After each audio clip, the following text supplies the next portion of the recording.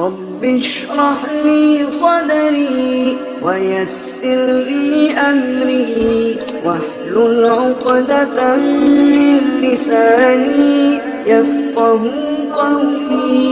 رب اشرح لي صدري ويسر لي أمري أشهد أن لا إله إلا الله. تمام قسم کی تعریفات، ہر طرح کی حمد و ثنا، بزرگی اور بڑائی اس اللہ تبارک و تعالی کے لیے لائق اور زیبا ہے جو ہمارا مالک ہے، خالق ہے، رازق ہے۔ سب سے بہترین بات اللہ تبارک و تعالی کی بات یعنی قرآن مجید ہے۔ سب سے بہترین راستہ اللہ کے نبی جناب محمد اکرم صلی اللہ علیہ وسلم کا بتایا ہوا راستہ ہے۔ دین میں نکالی ہوئی ہر نئی بات بدعت ہے، ہر بدعت گمراہی ہے، اور گمراہوں کا انجام جہنم کی دہکتی ہوئی آگ میں ہوگا۔ اس کے بعد بے شمار درود و سلام ہو اس ہستی اقدس و مقدس پر جن کا نام نامی اسم گرامی محمد اکرم صلی اللہ علیہ وسلم ہے۔ محترم حضرات، نوجوان ساتھیوں، عزیز بچوں اور میری آواز کو سننے والی پردہ نشین ماؤں اور بہنوں، خطبہ مسنونہ کے بعد قرآن مجید کی ایک آیت کریمہ جو سورۃ الاحزاب کے اندر موجود ہے، آپ حضرات کے سامنے تلاوت کی گئی۔ اس آیت کریمہ میں اللہ تبارک و تعالی نے ارشاد فرمایا، بے شک وہ لوگ جو اللہ اور اس کے رسول کو تکلیف پہنچاتے ہیں، ایذا دیتے ہیں، لعنہم اللہ فی الدنیا والآخرہ، دنیا میں بھی اللہ کی لعنتیں ان کا پیچھا کرتی ہیں اور آخرت میں بھی اللہ کی لعنتیں ان کا پیچھا کریں گی۔ وَأَعَدَّ لَهُمْ عَذَابًا مُهِينًا، اور اللہ تبارک و تعالی نے ایسے لوگوں کے لیے رسوا کر دینے والا عذاب تیار کر رکھا ہے۔ اس آیت کریمہ میں بتایا گیا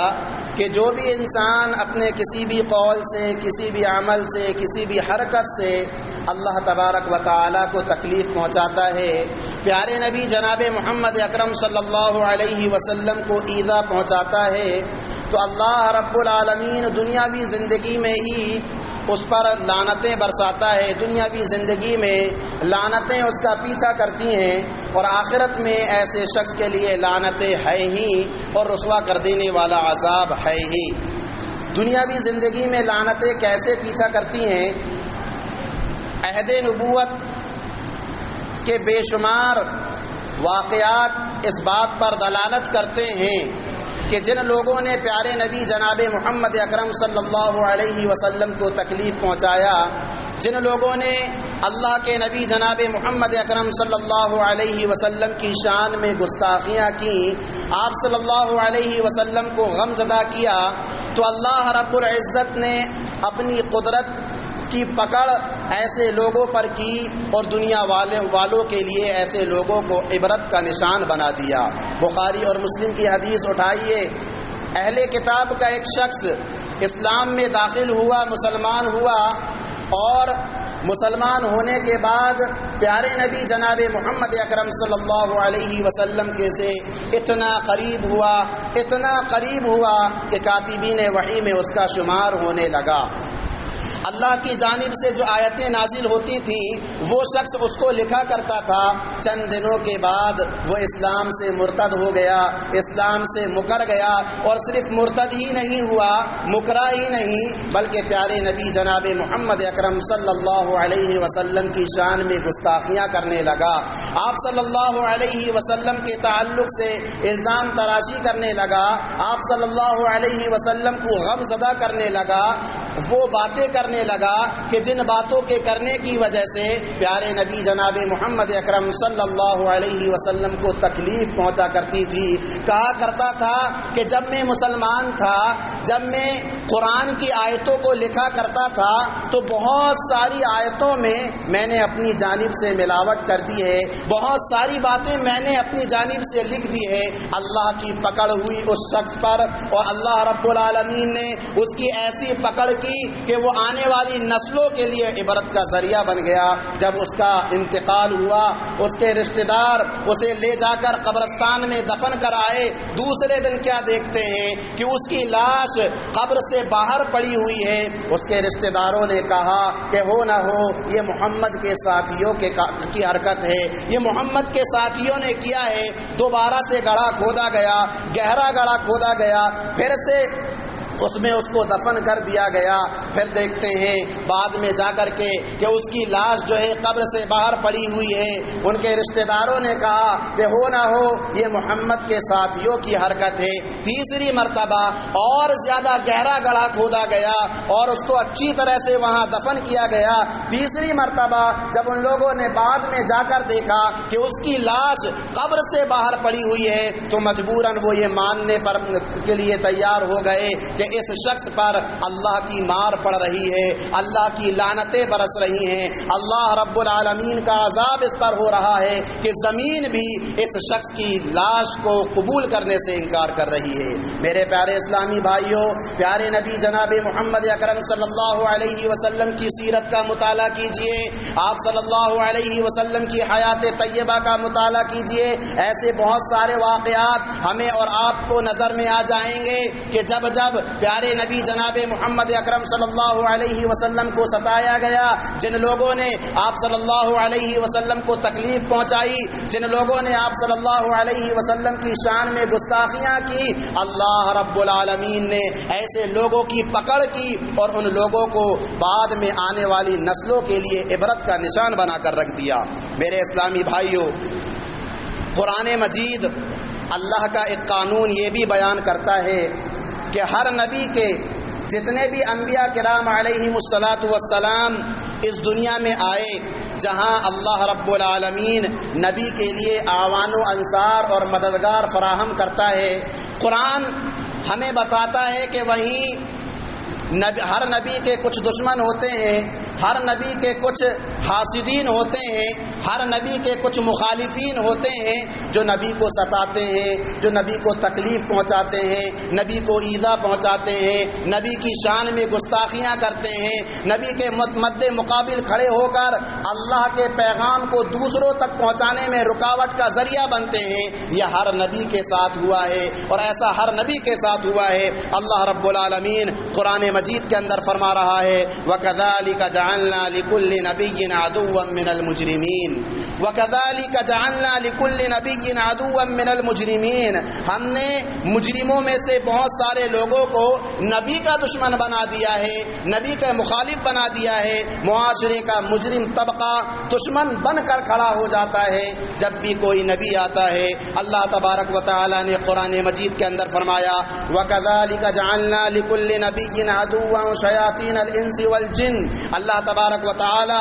سورۃ الانعام کی اس آیت کریمہ کے اندر بیان فرما رہا ہے کہ ہم نے ہر نبی کے لیے دشمن بنائے ہیں، کچھ حاسدین بنائے ہیں، کچھ مخالفین بنائے ہیں۔ یہ دشمن کون ہوتے ہیں؟ شیاطین الانس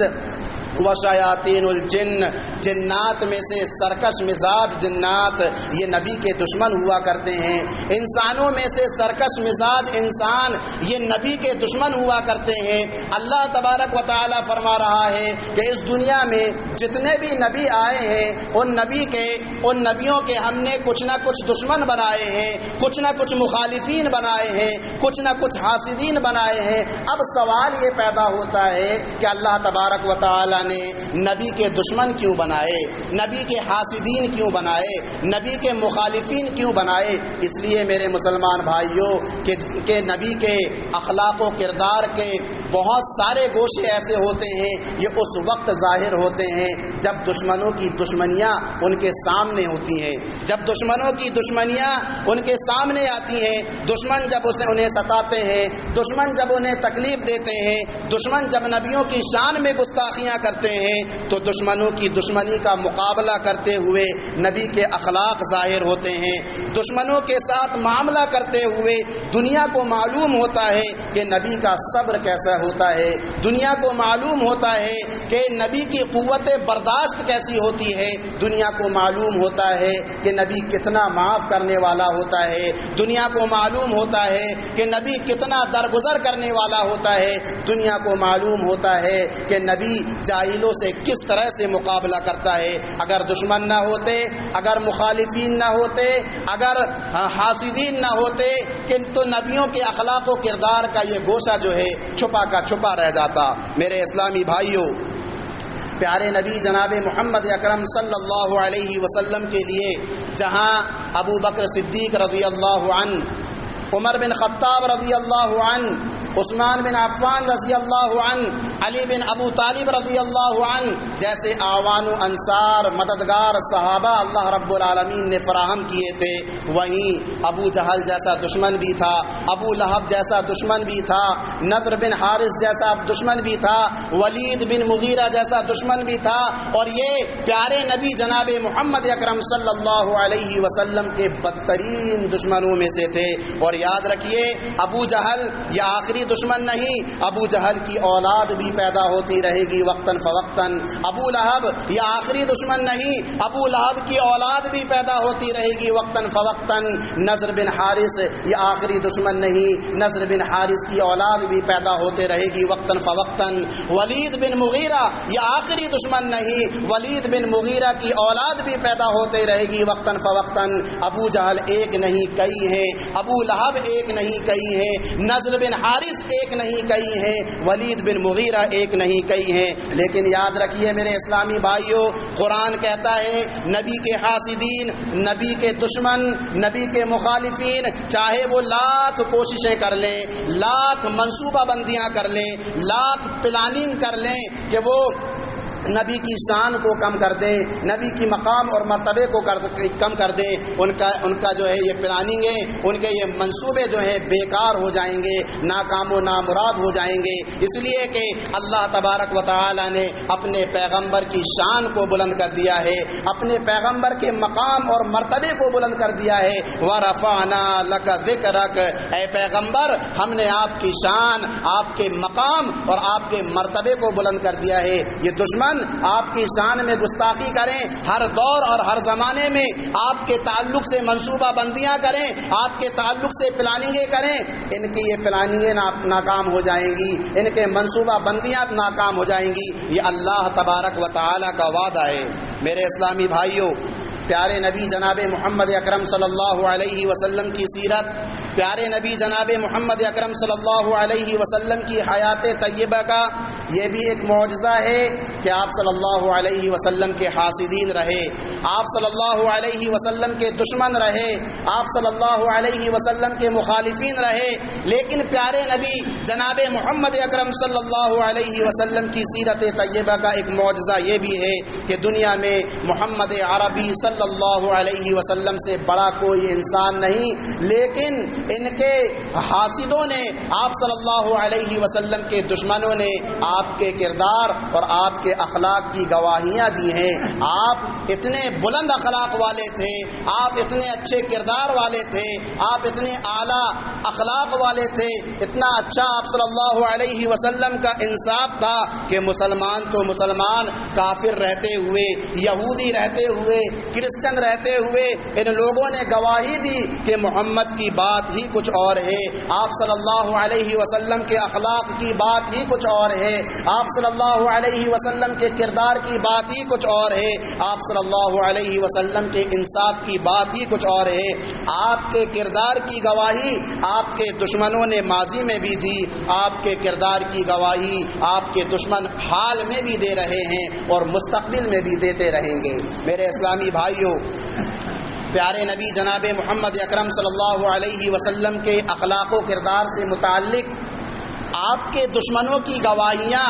اگر ہم اور آپ دیکھتے ہیں تو کافی لوگوں کی شہادتیں، کافی لوگوں کی گواہیاں ہمارے اور آپ کے سامنے آ جائیں گی۔ روم کا بادشاہ ہرقل، اس وقت یہ کرسچن تھا، اور ہرقل جو ہے کرسچن تھا، اور پیارے نبی جناب محمد اکرم صلی اللہ علیہ وسلم کو اس نے دیکھا نہیں تھا،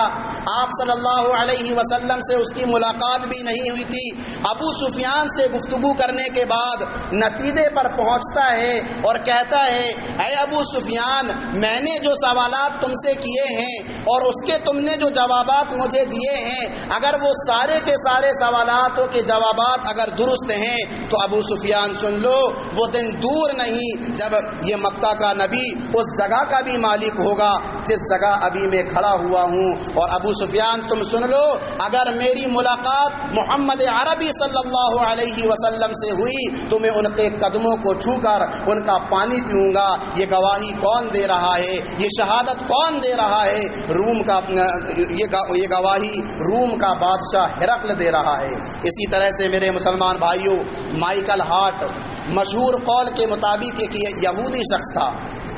اور انگریزی میں اس نے ایک کتاب لکھی تھی جس کا نام اس نے دا 100 رکھا تھا۔ حضرت آدم علیہ السلام سے لے کر موجودہ زمانے تک اس نے 100 ایسے لوگوں کا سلیکشن کیا، 100 ایسے لوگوں کا انتخاب کیا، 100 ایسے لوگوں کو چنا اس کی نظروں میں جس نے دنیا کو بہت کچھ دیا، دنیا میں امن ہی امن پھیلایا، دنیا میں سکون ہی سکون پھیلایا، اور ان 100 لوگوں میں اس نے نہ صرف محمد عربی صلی اللہ علیہ وسلم کے نام کو شامل کیا بلکہ صاف اور کھلے طور پر اور پوری ایمانداری کے ساتھ اس نے پیارے نبی جناب محمد اکرم صلی اللہ علیہ وسلم کے نام کو سب سے پہلے نمبر میں شامل کیا، اور کھلے طور پر اعتراف کرتے ہوئے اس نے یہ لکھا کہ میری نظر میں پوری دنیا کو محمد عربی صلی اللہ علیہ وسلم نے جو کچھ دیا ہے وہ کسی اور نے نہیں دیا۔ اسی طرح سے میرے مسلمان بھائیوں، جرمنی شاعر غوطہ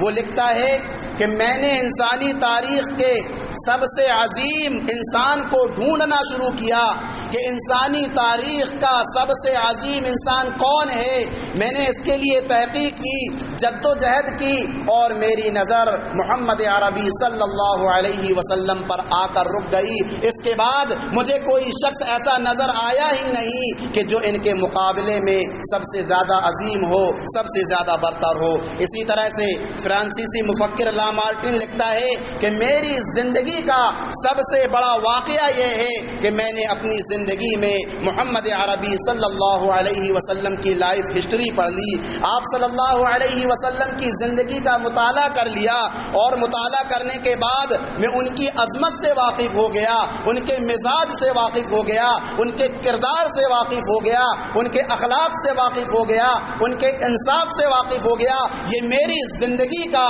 سب سے بڑا واقعہ ہے۔ یہ کون کہہ رہا ہے؟ فرانسیسی مفکر لا مارٹن کے یہ اقوال ہیں۔ اسی طرح سے برنارڈ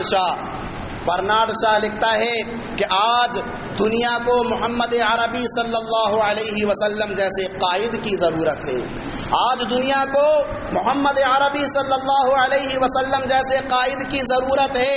آج اگر دنیا میں محمد عربی صلی اللہ علیہ وسلم آ جائیں تو دنیا جن چیلنجز اور جن مسائل سے دوچار ہو رہی ہے وہ سارے کے سارے مسائل ختم ہو جائیں گے، وہ سارے کے سارے چیلنجز ختم ہو جائیں گے، اور پوری کی پوری دنیا امن کا گہوارہ بن جائے گی۔ ہمارے ملک بھارت کی مشہور و معروف شخصیت مہاتما گاندھی لکھتے ہیں کہ محمد وہ انسان ہیں جنہوں نے ملینوں دلوں میں حکومت کی ہے، اور لوگ کہتے ہیں کہ اسلام تلوار کی زور سے پھیلا، لوگ غلط کہتے ہیں، حقیقت تو یہ ہے کہ اسلام اخلاق کے زور سے پھیلا ہے۔ تو میرے مسلمان بھائیوں، ایسی بہت ساری شہادتیں ہیں، بہت ساری گواہیاں ہیں جس میں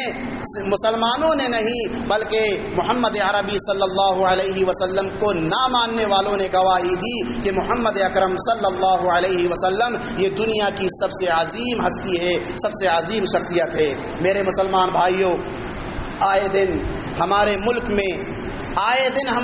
میں اسلام اور پیغمبر اسلام پر کیچڑ اچھالا جا رہا ہے۔ پچھلے کچھ دنوں پچھلے کچھ دنوں پہلے جو ہے ہم نے سنا اور ہم نے جو کچھ دیکھا اور جانا کہ ہمارے ملک میں پیارے نبی جناب محمد اکرم صلی اللہ علیہ وسلم کی شان میں کیسی گستاخیاں نہیں کی گئیں، آپ صلی اللہ علیہ وسلم کے تعلق سے کس طرح کی باتیں نہیں کی گئیں، یہ نہایت ہی افسوسناک بات ہے میرے مسلمان بھائیوں۔ یاد رکھیے، ایک مسلمان کا اپنے نبی سے جو رشتہ ہوتا ہے، ایک مسلمان کا اپنے نبی سے جو لگاؤ ہوتا ہے، ایک مسلمان کا اپنے نبی سے جو محبت ہوتی ہے، حسان بن ثابت نے کہا تھا فَإِنَّ أَبِي وَوَالِدُهُ وَعِرْضِي لِعِرْضِ مُحَمَّدٍ مِّنْكُمْ وِقَاءُ۔ حسان بن ثابت رضی اللہ عنہ کے یہ الفاظ نہیں، یہ جذبات نہیں، بلکہ پوری دنیا کے مسلمانوں کے جذبات ہیں۔ حسان بن ثابت نے ایک کافر کے سامنے یہ بات کہی تھی کہ محمد عربی صلی اللہ علیہ وسلم کی عزت اور آبرو پر اگر آنچ آ جائے تو اس کا دفاع کرتے ہوئے میری جان بھی قربان ہو جائے اور میرے ماں باپ کی جان بھی قربان ہو جائے۔ یہ صرف حسان بن ثابت رضی اللہ عنہ کے جذبات نہیں ہیں، بلکہ پوری دنیا کے مسلمانوں کے جذبات ہیں۔ میرے مسلمان بھائیوں، آج ہمارے ملک میں ایک طرف تو یہ بات کہی جاتی ہے کہ ملک میں امن پھیلایا جائے، ملک میں شانتی پھیلائی جائے، ملک کے اندر مل جل کر رہا جائے، لیکن دوسری طرف پیارے نبی جناب محمد اکرم صلی اللہ علیہ وسلم کی شان میں گستاخیاں کی جاتی ہیں، آپ صلی اللہ علیہ وسلم کے تعلق سے نازیبہ باتیں کہی جاتی ہیں۔ پیارے نبی کی شان میں گستاخی کر کے امن کی بات کرنا یہ کھلی تضاد بیانی ہے۔ مذہبی جذبات کو ٹھیس پہنچا کر امن کے خواب دیکھے نہیں جا سکتے۔ قرآن نے اپنے ماننے والوں کی تلقین کی ہے وَلَا تَسُبُّوا الَّذِينَ يَدْعُونَ مِن دُونِ اللَّهِ فَيَسُبُّوا اللَّهَ عَدْوًا بِغَيْرِ عِلْمٍ۔ اے مسلمانوں، اے ایمان رکھنے والوں، یہ لوگ جو اللہ کو چھوڑ کر معبودان باطلہ کی پرستش کرتے ہیں، تم ان کو برا بھلا نہ کہنا، تم ان کو گالی گلوچ نہ کرنا۔ اگر تم ان کو گالی گلوچ کرو گے تو یہ تمہارے رب کو، تمہارے اللہ کو گالی دیں گے۔ قرآن کی آیت ہم سب کو اور دنیا والوں کو یہ تعلیم دیتی ہے کہ امن عالم کے لیے مذہبی جذبات کا لحاظ رکھنا یہ بہت ہی زیادہ ضروری ہے۔ میرے مسلمان بھائیوں، جیسے آج ہمارے ملک میں پیارے نبی جناب محمد اکرم صلی اللہ علیہ وسلم کی شان میں گستاخی کر کے حالات بنائے جا رہے ہیں، حالات پیدا کیے جا رہے ہیں، تو ایسے موقع پر ہم سب کے لیے ضروری ہے کہ پیارے نبی جناب محمد اکرم صلی اللہ علیہ وسلم کی دفاع کے لیے کھڑے ہوں۔ ہم سب کے لیے یہ ضروری ہے، ہم سب کے لیے یہ واجب ہے کہ سب متحد اور متفق ہو جائیں اور پیارے نبی جناب محمد اکرم صلی اللہ علیہ وسلم کی دفاع کے لیے کھڑے ہوں۔ اللہ تبارک و تعالی نے قرآن مجید کے اندر فرمایا الا تنصروه فقد نصره الله اذ اخرجه الذين كفروا ثاني اثنين اذ هما في الغار اذ يقول لصاحبه لا تحزن ان الله معنا۔ اگر تم اپنے پیغمبر کی مدد نہیں کرو گے، اپنے رسول کی مدد نہیں کرو گے، تو یاد رکھو اللہ رب العالمین نے اپنے پیغمبر کی مدد اس وقت کی ہے جب یہ دو لوگ غار میں چھپے ہوئے تھے، کفار و مشرکین ان کو ڈھونڈ رہے تھے مارنے کے لیے، ان کا قتل کرنے کے لیے۔ ایسے موقع پر اللہ تبارک و تعالی نے ان کی مدد کی ہے، اور ان میں سے ایک ساتھی کہہ رہا تھا لا تحزن ان اللہ معنا، غم نہ کرو، اللہ تبارک و تعالی ہمارے ساتھ ہے۔ لہٰذا میرے اسلامی بھائیوں، آج کے ان حالات میں جب پیارے نبی جناب محمد اکرم صلی اللہ علیہ وسلم کی شان میں گستاخی ہو تو سب سے پہلی ذمہ داری جو بنتی ہے اور سب سے عظیم ذمہ داری جو بنتی ہے یہ ہمارے مسلم حکمران کی ذمہ داری ہے کہ کسی بھی ملک میں جہاں کہیں بھی اگر پیارے نبی جناب محمد اکرم صلی اللہ علیہ وسلم کی شان میں گستاخی کی جائے تو وہاں سیاسی دباؤ بنائیں اور سفارتی تعلقات پر نظر ثانی کریں اور عالمی پیمانے پر اہانت رسول صلی اللہ علیہ وسلم پر قانون بنانے کی کوشش کریں کہ یہ جرم ہے، اور جو بھی شخص دنیا کے کسی بھی گوشے میں اگر اس جرم کا ارتکاب کرتا ہے، نبی کی شان میں گستاخیاں کرتا ہے، تو اس کو یہ سزا دی جائے گی۔ اگر ہمارے حکمراں، ہماری حکومتیں اس وقت یہ کام نہیں کریں گی تو پھر یہ حکومت کس کام کی، یہ عہدہ کس کام کا، یہ کرسی کس کام کی۔ اسی طرح سے میرے مسلمان بھائیوں، اس موقع کو دعوت کہ موقع میں بدلنے کی کوشش کرنی چاہیے۔ یہ جو حالات بن رہے ہیں پیارے نبی جناب محمد اکرم صلی اللہ علیہ وسلم کی شان میں گستاخی کر کے، تو اس موقع کو دعوت کے موقع میں بدلنے کی کوشش کرنی چاہیے۔ ہمیں چاہیے کہ غیر قانونی کام کرنے کے بجائے، جذبات کی روح میں بہنے کے بجائے مثبت کام کریں، ایسے کام کریں جو فائدہ پہنچانے والے ہیں۔ وہ کام کیا ہیں؟ پہلی بات تو یہ ہے کہ دنیا کو بتائیں کہ ہمارا یہ جذبہ، ہماری یہ محبت، ہمارا یہ لگاؤ صرف محمد عربی صلی اللہ علیہ وسلم کے ساتھ نہیں جڑا ہوا ہے، بلکہ ہماری یہ محبت حضرت عیسیٰ علیہ السلام کے ساتھ بھی ہے۔ اگر ان کی عزت میں بھی اگر جو ہے کیچڑ اچھالا جائے گا تو ہم اسی طرح سے اکٹھے ہو جائیں گے، اسی طرح سے احتجاج کریں گے، اسی طرح سے آبجیکشن اٹھائیں گے۔ اگر حضرت موسیٰ علیہ السلام کی عزت پر کیچڑ اچھالا جائے گا، ہم اسی طرح سے جو ہے آبجیکشن کریں گے، ہم اسی طرح سے احتجاج کریں گے۔ ہماری یہ محبت صرف محمد عربی صلی اللہ علیہ وسلم کے ساتھ خاص نہیں ہے، بلکہ حضرت آدم علیہ السلام سے لے کر محمد عربی صلی اللہ علیہ وسلم تک جتنے بھی پیغمبر آئے، جتنے بھی رسول آئے، سب کے لیے ہمارے دل میں ویسی ہی محبت ہے جیسی محبت پیارے نبی جناب محمد اکرم صلی اللہ علیہ وسلم کے ساتھ ہے۔ یہ دنیا کو میسج دیں۔ وہیں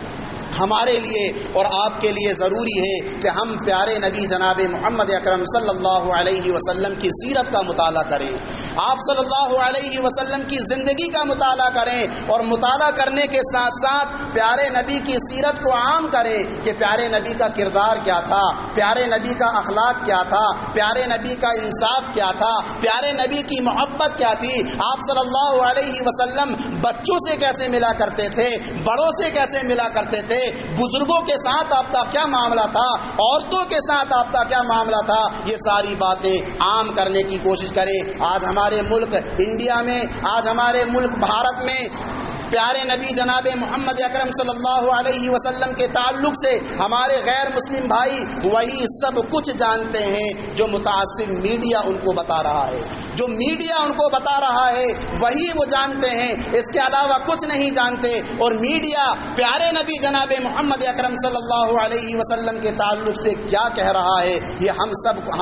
ہمارے اور آپ کی نظروں کے سامنے ہے۔ لہٰذا میرے مسلمان بھائیوں، اگر یہ چاہتے ہو کہ پیارے نبی کا اخلاق، پیارے نبی کا کردار، پیارے نبی کا انصاف ویسے ہی ہمارے غیر مسلم بھائیوں تک پہنچے جیسا کردار ان کا تھا، تو یہ ہماری اور آپ کی ذمہ داری ہے کہ ہم آپ کی سیرت کا مطالعہ کریں اور اس سیرت کو جو ہے اپنے غیر مسلم بھائیوں تک پہنچائیں۔ اسی طرح سے جا بجا، جگہ جگہ پیارے نبی جناب محمد اکرم صلی اللہ علیہ وسلم کی سیرت پر پروگرام منعقد کریں، جلسے جلوس منعقد کریں، مسلمانوں کے ساتھ ساتھ غیر مسلم بھائیوں کو بھی وہاں پر بلائیں اور ان کے علاقائی زبان پر جو ہے وہاں تقاریر کریں، اور وہیں انفرادی ملاقاتیں بھی ہونی چاہیے۔ ہمارے علاقے کے جو ایم ایل اے ہیں، ہمارے علاقے کے جو ایم پی ہیں، ہمارے علاقے کے جو پولیس اسٹیشن ہیں، ایک وفد کی شکل میں، ایک جماعت کی شکل میں ہم وہاں پہنچیں اور پیارے نبی کا جو کیریکٹر ہے، پیارے نبی کا جو اخلاق ہے، پیارے نبی کا جو کردار ہے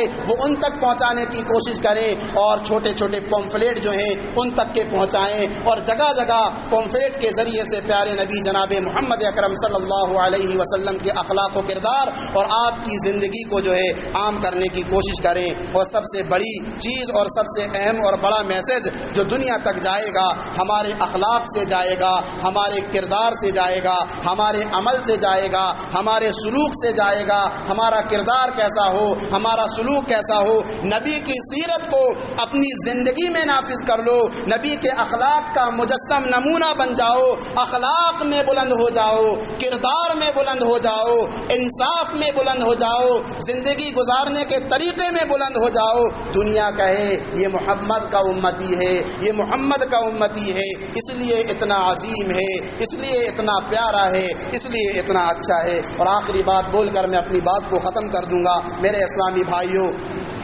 ان پروپیگنڈوں سے ہمیں پریشان نہیں ہونا چاہیے۔ یہ پروپیگنڈے جو پھیلائے جاتے ہیں پیارے نبی جناب محمد اکرم صلی اللہ علیہ وسلم کی شان میں گستاخی کر کے، ان پروپیگنڈوں سے ہمیں پریشان نہیں ہونا چاہیے۔ 1400 سالہ تاریخ اس بات پر گواہ ہے کہ اسلام اور پیغمبر اسلام کے خلاف دنیا نے جب بھی ایسے پروپیگنڈے کیے نتیجہ اسلام کے حق میں ہی ہوا ہے، نتیجہ اسلام کے حق ہی میں ہوا ہے۔ یاد رکھو دنیا میں آدھی تبلیغ دعات و مبلغین اور علماء کی کوششوں سے ہوئی اللہ رب العالمین کے فضل و کرم کے بعد، اور باقی آدھی تبلیغ ہمیشہ سے دشمنوں کے پروپیگنڈوں سے ہوئی۔ دشمنوں کے پروپیگنڈے اسلام کے تعارف کا ذریعہ بنتے ہیں، اسلام کی تشہیر کا ذریعہ بنتے ہیں۔ اس لیے ہمیں پریشان نہیں ہونا چاہیے، بلکہ ہمارا جو اپنا مشن ہے، ہماری جو اپنی منزل ہے، ہمارا اپنا جو کام ہے، اللہ کی وحدانیت کو دوسروں تک عام کرنا اور پیارے نبی جناب محمد اکرم صلی اللہ علیہ وسلم کی سیرت کو دوسروں تک پہنچانا، اسے ہمیں ہمیشہ کرتے رہنا ہے۔ ایسا نہیں ہونا چاہیے کہ نبی کی شان میں گستاخی ہوئی، ہمارے خون میں ولولہ آ گیا، ہمارے خون میں جوش آ گیا، نعرے بازی کر لیے، روڈوں میں نکل گئے، توڑ پھوڑ مچا دیے اور یہ سمجھ رہے ہیں کہ ہم نے بہت بڑا کام کر لیا۔ یہ نبی کی محبت نہیں ہے، یہ نبی سے محبت نہیں ہے۔ اگر نبی سے سچی محبت ہے تو اللہ کے بندو، اللہ کے نبی کی شان میں گستاخی ہو یا نہ ہو، زندگی کے ہر لمحہ، زندگی کا ہر وقت ہمیں جو ہے پیارے نبی کی سیرت کو عام کرتے رہنا چاہیے، اللہ کے پیغام کو دوسروں تک پہنچاتے رہنا چاہیے۔ یہی چند باتیں تھیں۔ اللہ تبارک و تعالیٰ سے دعا ہے کہ الہ العالمین ہم تمام کے تمام مسلمانوں کو قرآن اور حدیث کے مطابق زندگی گزارنے والا بنا۔ الہ العالمین ہم تمام کے تمام مسلمانوں کو